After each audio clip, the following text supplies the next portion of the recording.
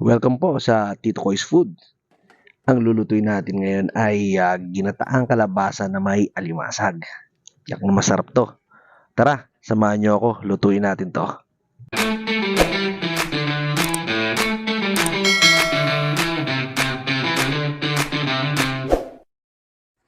Meron ako ditong halos 1 kilong alimasag o blue crab.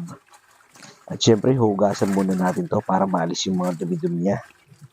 Pagkatapos kong hugasan ay ilalagay ko lang to ito sa ating kaserola.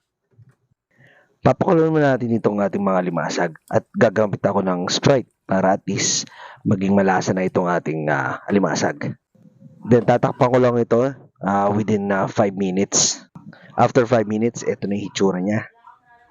So magpe-prepare ako dito ng kalabasa. Siyempre, kaya ginataang kalabasa dahil ito yung isa sa main ingredient ng ating dish ngayon. Next naman itong ating sitaw. Hiwain lang natin to sa bite size lang. So ito yung mga napakuluan nating mga limasag. Hahatiin lang natin ito sa gitna para lumabas yung katas niya habang niluluto natin. Nagpainit na ako dito ng pan and then maggigisa na tayo ng sibuyas, bawang at luya.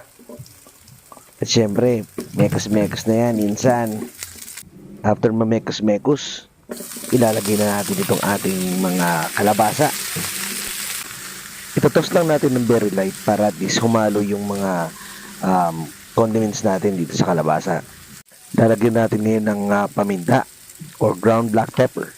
At syempre, mekas-mekas ulit yan insan. Next ko namang ilalagay itong ating mga nahiwang sitaw. And then itoast lang natin ng very light para humalo yung lasa. Maglalagay na ako dito ng tubig. Siguro mga 1.5 cup of water or 1 cup of water lang. Then tatakpan natin to. Siguro mga 5 minutes or to 10. Check lang natin hanggang sa makita natin lumambot na yung kalabasa. Para mas lalong sumarap itong ating ginataang kalabasa, maglalagay ako dito ng chicken powder. Mga half teaspoon lang siguro or half tablespoon. And then maglalagay din ako ng patis. At para ma-distribute ang lahat ng pampalasa, katulad ng chicken powder at patis, hahaluin natin to or imimekos-mekos natin minsan. Tatakpan lang natin to and then mag-wait siguro tayo mga 5 minutes. So, check lang natin from time to time. After 5 minutes, pwede na natin ilagay itong ating mga alimasag or blue crabs. So, after nating maayos itong ating mga crabs, ilalagay na natin itong gata or coconut milk. So, after natin malagay yung coconut milk, takpan lang natin to and then siguro mag-wait tayo ng 5 minutes. So, after 5 minutes, eto na yung itsura niya. Siyempre, i-check natin kung malambot na yung kalabasa at yung lasa nito para madagdagan natin kung ano pa yung kulang. After ko matikman, naglagay ako dito ng paminta para mas maging masarap itong ating ginataang kalabasa. So, next na gagawin natin ay tatakpan lang natin to and siguro mag-wait lang tayo ng mga 3 to 5 minutes and then pwede na natin itong iserve. At eto na ang ating ginataang kalabasa na may alimasag.